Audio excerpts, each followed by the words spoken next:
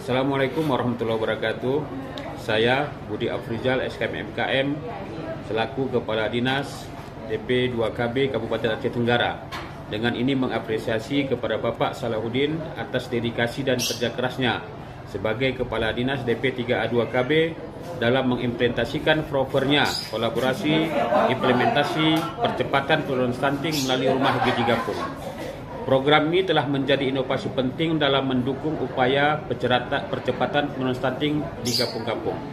Melalui proyek perubahan ini pada PKN tingkat 2 Angkatan 17 tahun 2024. Program ini mampu menghadirkan kolaborasi yang kuat antara pemerintah, instansi vertikal, kader kesehatan dan masyarakat, sehingga layanan gizi dapat diakses oleh semua lapisan masyarakat di layanan RGG di setiap kampung dalam wilayah Kota Lok Sumawe.